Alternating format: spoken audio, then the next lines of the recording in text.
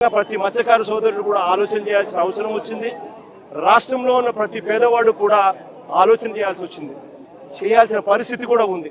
నిజంగా ఎంత దారుణంగా ఉంది ప్రభుత్వం అంటే, మన ప్రభుత్వంలో మంత్రి సిదిరి అప్పలరాజు మత్స్యకార మంత్రి మన ప్రభుత్వంలో ఈరోజు మత్స్యకారులను చంద్రబాబు నాయుడు ప్రభుత్వం ఎంత దారుణంగా హింసిస్తూ ఉంది అంటే, చిన్న ఎగ్జాంపుల్ ఆ సిదిరి అప్పలరాజు కథ వింటే, సిదిరి అప్పలరాజు కొడుకు 18 ఏళ్ల పిల్లోడు. సిదిరి అప్పలరాజు డాక్టర్, పలాస ఎమ్మెల్యే, మంత్రి, ఫిషింగ్ మంత్రి మన ప్రభుత్వంలో. సిదిరి అప్పలరాజు కొడుకు 18 ఏళ్ల పిల్లోడు బైకు తోలుతా ఉండి, కర్మవశాత్తు బైకు తోలుతా ఉండి ఎవరిలో గుద్ది బైకు తోలుతా ఉండి ఒక మనిషి చనిపోయాడు. యాక్సిడెంట్లు అవుతూ ఉంటాయి, చేసింది నేను కరెక్ట్ అని నేను చెప్పను.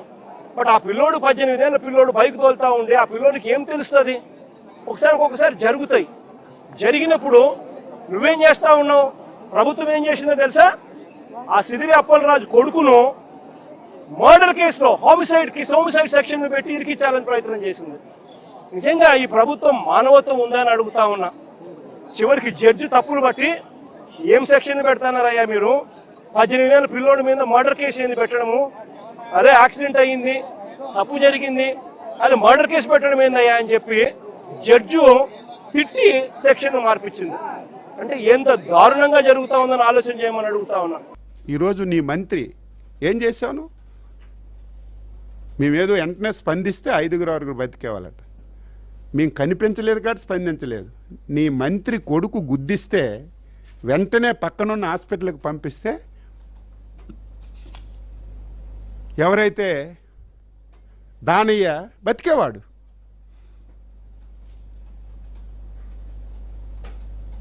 నీ మంత్రి కొడుకు బుల్లెట్తో గుద్దిన వెంటనే ఆయనకి వెంటనే పక్కనున్న హాస్పిటల్లో చేర్పిస్తే బతికేవాడు. నీ కళ్ళ ముందే చనిపోతే పట్టించుకోలేనటువంటి నువ్వు, మేము తెలిసిన వెంటనే రాత్రింబవళ్ళు కష్టపడి అందరూ హ్యాపీగా ఉన్నారు. హ్యాపీగా అంటే మనుషులు చచ్చిపోవడం కాదు, బాధ కలిగింది, ఆవేదన కలిగింది, ప్రభుత్వం స్పందించిందని. ఈరోజు మత్స్యకారులు చాలా హ్యాపీగా మొన్న నా దగ్గరికి వచ్చారు. మత్స్యకార సేవ కార్యక్రమంలో ఒక 5,000 మంది పెండింగ్ ఉన్నారంటే ఇమీడియట్గా ముఖ్యమంత్రితో చెప్తే మళ్ళీ నిన్న డబ్బు ఇచ్చాం.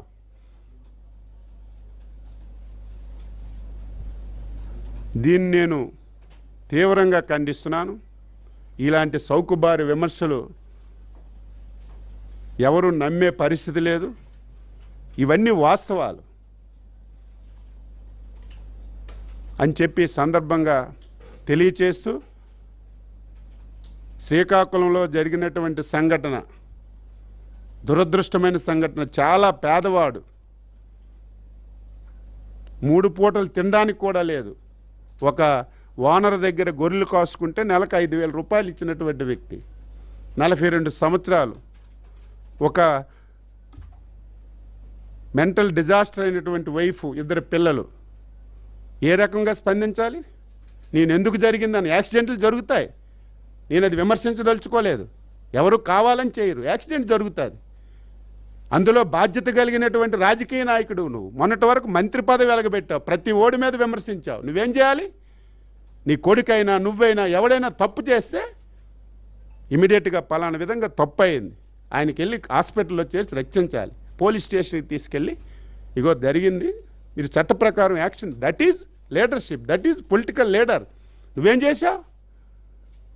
నీ కొడుకుని రక్షించుకోవడానికి అమాయకుడైనటువంటి ఒక త్యాడి అనే ఒక కుర్రవాడిని నువ్వు ముద్దాయిగా చూపించావు. సిద్ధార్థ త్యాడి. మేమందరం ఇంటర్ఫీర్ అయ్యేలా రాజకీయాలు చేయలేదు. నీలాగా ఇలాంటి అవకాశాలు వస్తే వెంటనే రాజకీయాలు చేసి జైల్లో పడేసి ఇష్టం వచ్చినట్టుగా ఇబ్బంది పడి మేమేం చేయలేదు. చట్టం తన ప్రకారం తాను చేస్తుంది. ఈరోజు ఇలాంటి దొంగలు ఉంటారనే, ఇలాంటి గొడ్డల పార్టీ ఉంటారనే చంద్రబాబు నాయుడు గారు మొత్తం డ్యాగ కళ్ళుతో రాష్ట్రం అంతా సీసీ కెమెరాలు పెట్టారు. ప్రతిదీ మీరు చేసేయడం, మా మీద తోసేయడం, గుడ్డ కాల్చి మా మీద పడేయడం, ప్రతిదీ అంతే. ఇక నుంచి నువ్వు తప్పించుకోలేవు. ఇది తప్పించుకోవాలని ప్రయత్నం చేశావు. వెంటనే ఎస్పీ గారు సీసీ కెమెరాలు మొత్తం చూశారు. ఎప్పుడు గుద్దారు, ఎక్కడ చనిపోయారు, ఎక్కడ పడారు, ఏమైంది, మొత్తం వాస్తవాలన్నీ బయట వచ్చాయి. ముందు కొడుకు కంటే తండ్రే పెదం ముద్దాయి ఉండాలి.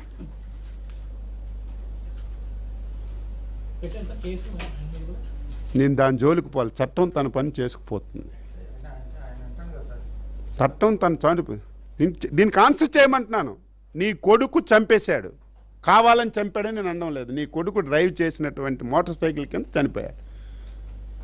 నువ్వు పొలిటీషియను, మొన్నటి వరకు మంత్రి చేశావు, నీకు చట్టం తెలుసు.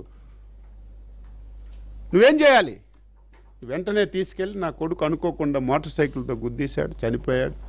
ఇమీడియట్గా పేషెంట్ని రక్షించడానికి ప్రయత్నం చేయాలి. రక్షించలేదు, ఒక తుప్పల్లో పడి వెళ్ళిపోయాడు, ఇమీడియట్గా చనిపోయాడు. వీళ్ళు మా గురించి మాట్లాడుతున్నారు, బాధ్యతాయుతమైనటువంటి ఈ ప్రభుత్వం గురించి మాట్లాడుతున్నారు, చంద్రబాబు నాయుడు గురించి మాట్లాడుతున్నారు. మేము పలకరించిన వాళ్ళమైన